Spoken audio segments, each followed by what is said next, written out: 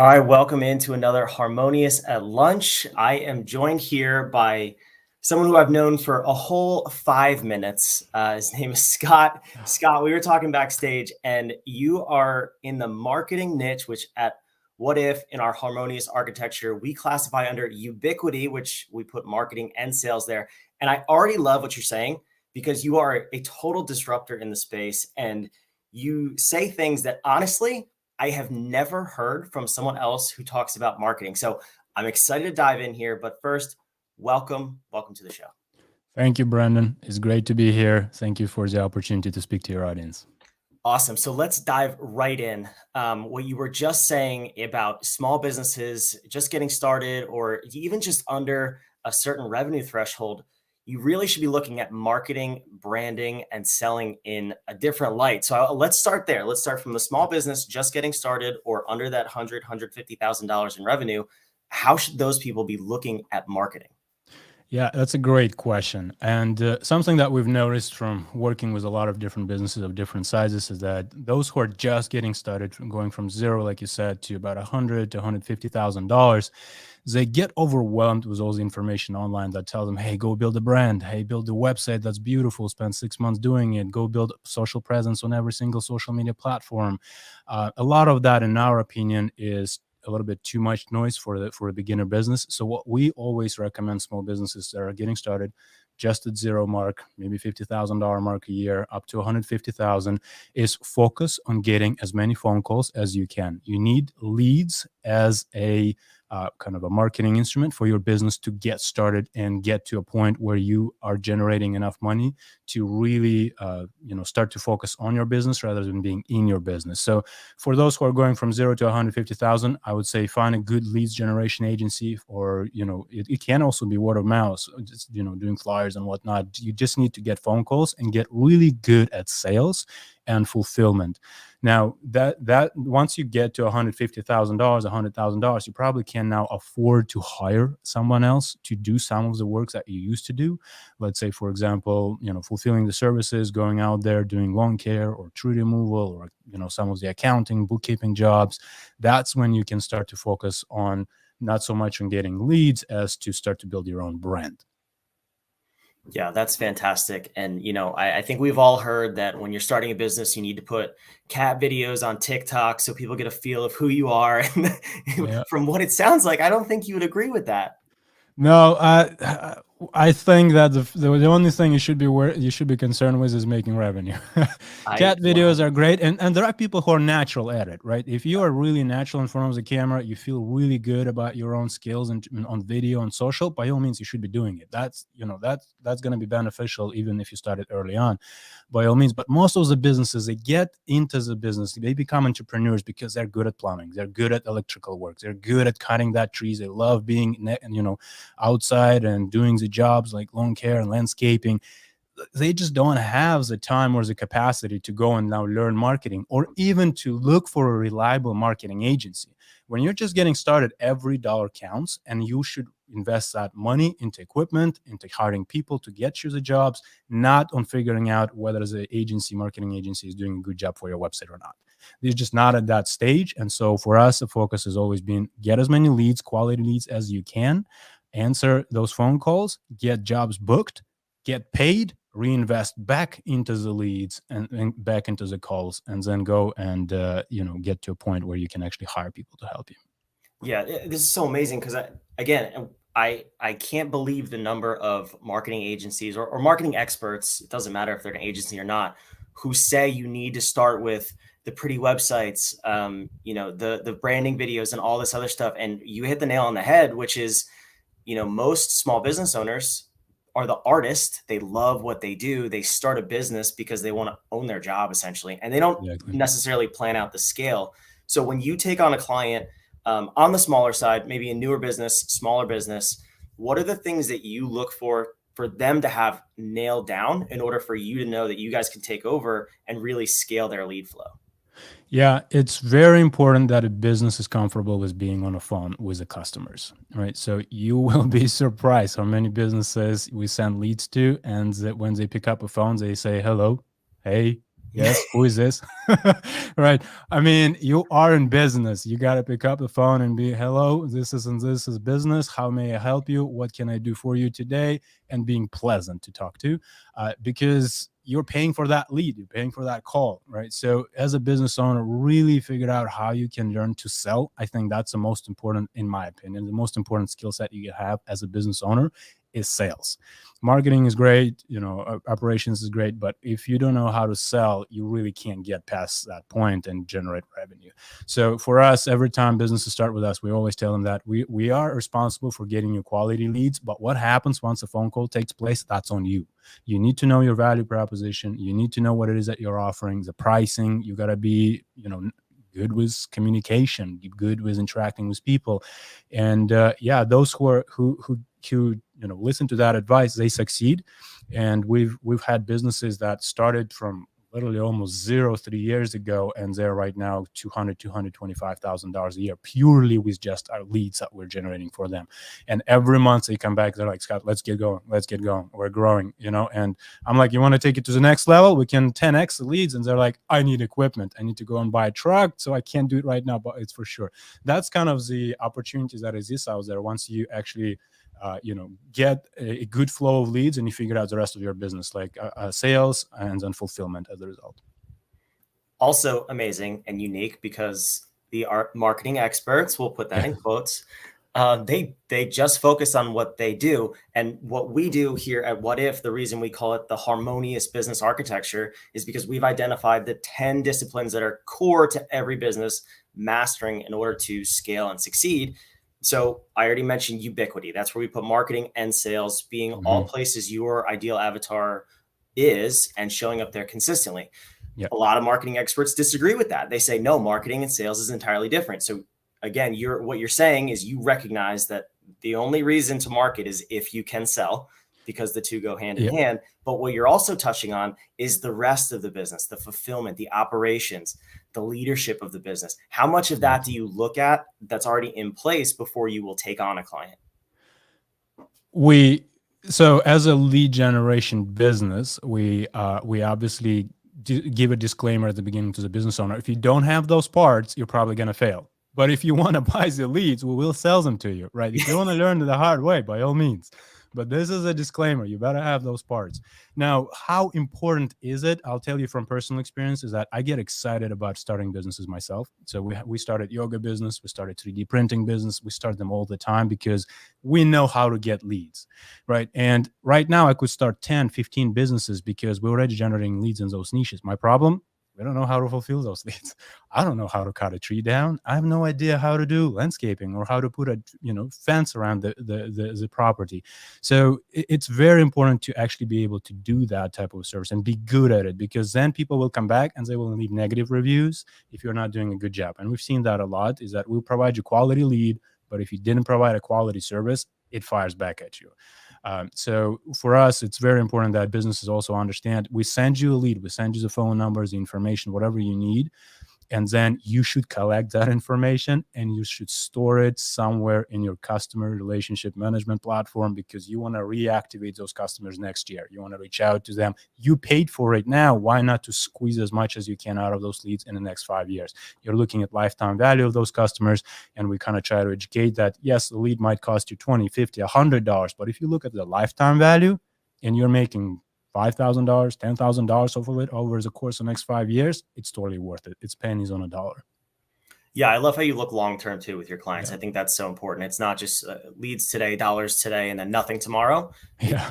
You're running a business. You're building a relationship. It's so important to understand what that costs and also the revenue that comes with it. So I want to, at the end of this episode, before we wrap up, I want to get to some actionable strategies that entrepreneurs and business owners can get to kind of up level their marketing. But first, I want to talk about you. So I'm going to put your website on the screen here. If people want to check you out, tell me a little bit about, you have a unique business model in that you have a lot of businesses. So tell me a little bit about what you have going on in your businesses and how you help with marketing. Yeah. So I think if you listen to majority of entrepreneurs, they will always tell you focus on one thing and become really good at it, like one business. The way I look at it is that I'm really good at marketing, and that's all we do. So we do have multiple business in marketing niche, like we have SEO and content marketing services for enterprise level. So we offer actual services months to months on 12 months contracts, where we do marketing services on their websites, right? So, but when it comes to small businesses, because the budgets are smaller, there's a lot more back and forth. We just don't believe in service, offering services, and rather offering leads. And that's where Leader.io comes in, is that we give customer exactly what they want, which is a phone call. That's what you want. That's what you want. That's the stage you're in. Get the phone call, close it. Don't worry about me improving your website, because if we're going to go down that path, it's going to take 6 to 8 months to see any kind of benefits from SEO. And you might not just be in business by that time because you haven't received a single phone call, right? And all the other businesses that we're in, like yoga and 3D printing and tree removal and whatnot, all those businesses, we do exactly the same thing. We do marketing. We generate leads, we funnel them into a customer relationship management platform, we create automation, we set up email sequences to make sure that we can activate those customers and get more money, generate more revenue generated over the course of 2, 3, 5 years, with a goal of exiting a business eventually and selling it out to bigger players in the market. So we do want to build systems and procedures, and it puts them in place so that it looks attractive to bigger players to acquire business. So that's something that actually happens naturally when we work with small businesses. Once they get to that $150,000, $200,000 mark, they look at me and they say, Scott, what if you get a heart attack tomorrow and you disappear, and all of these leads, I hired 2 guys to help me, and then everybody is struggling, and there's no leads coming in. So that's when we usually start a conversation with a business owner. Hey, we don't want to do services, but what we can do is we can take equity in your business in return for us handling that 1/3 of the business, which is marketing. We'll pump leads all to you. There is not going to be any competitors in that particular market for that particular service, but we're becoming part owners, and we become invested and interested in growing your business, with hopefully a goal of whether you're acquiring us after 5 years or the business overall gets acquired by somebody else.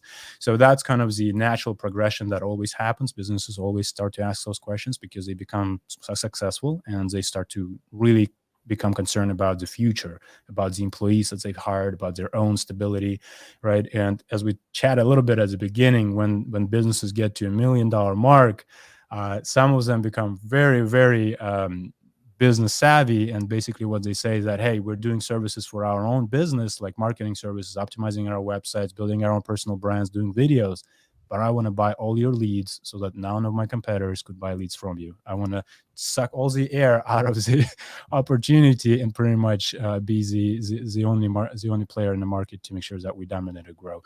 Again, different mindsets, kind of different stages of the business, but you have to understand that philosophy, that mindset, in order to, I think, grow successfully and get from one stage to another.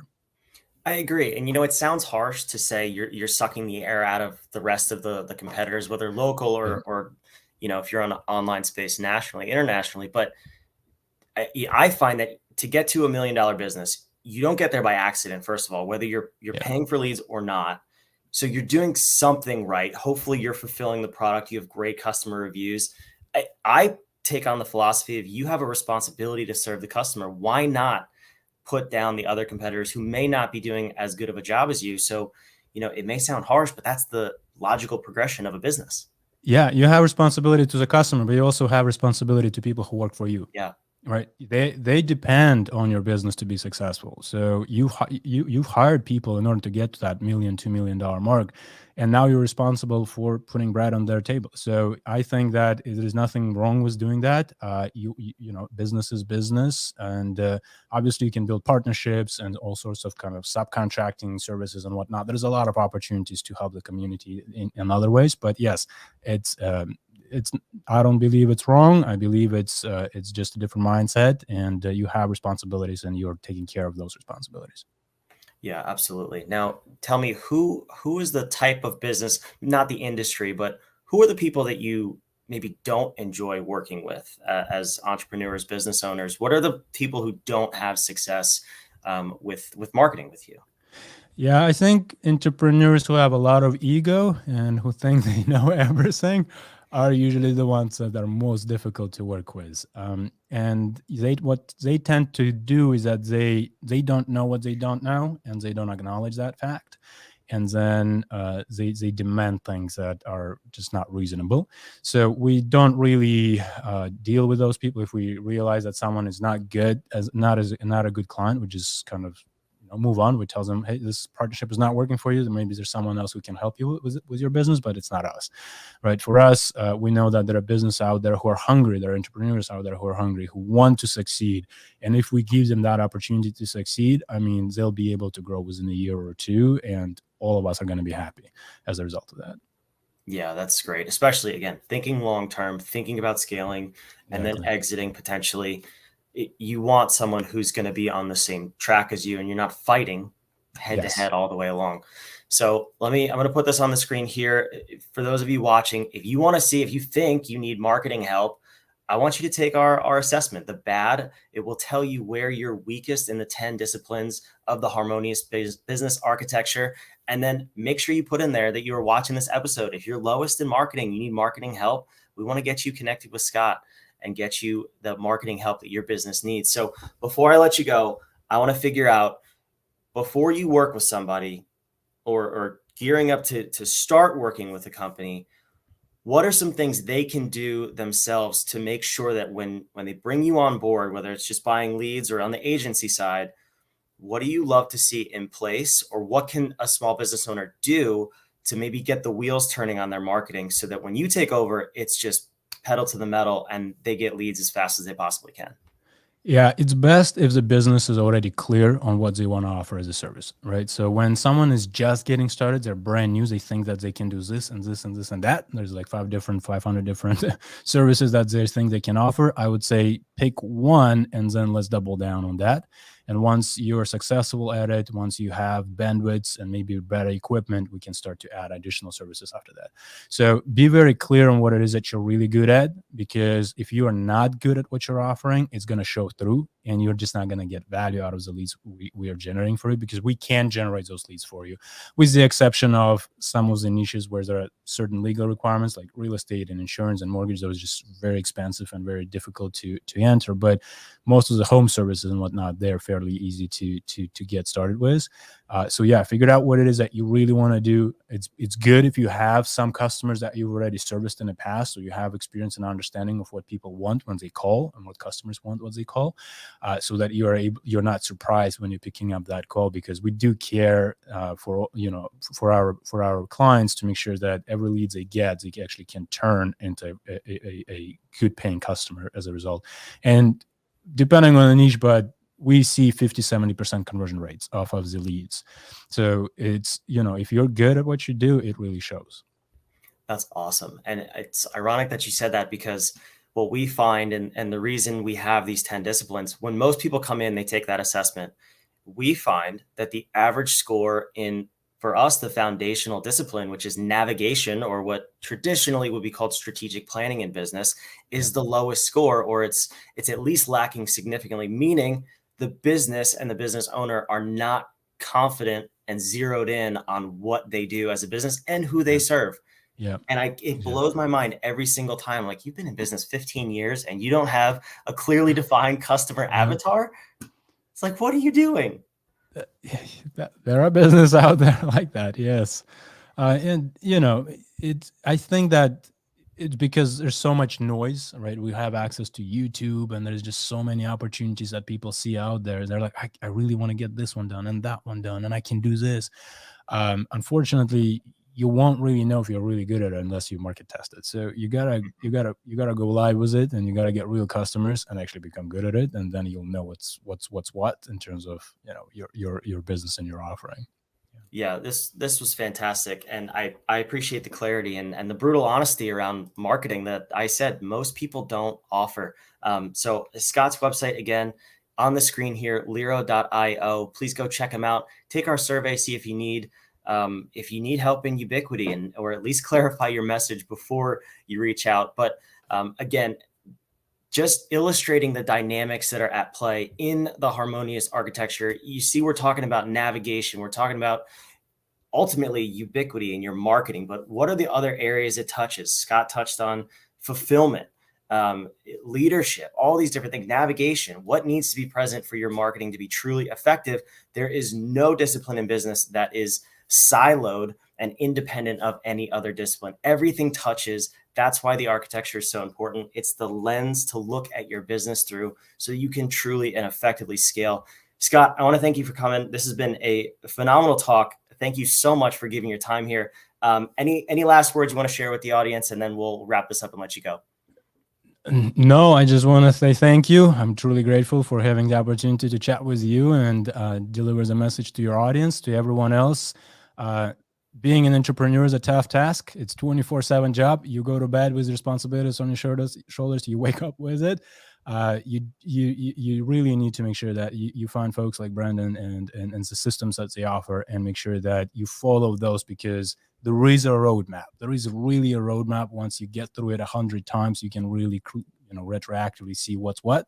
So put your trust in a system and work your way through it, and best of luck.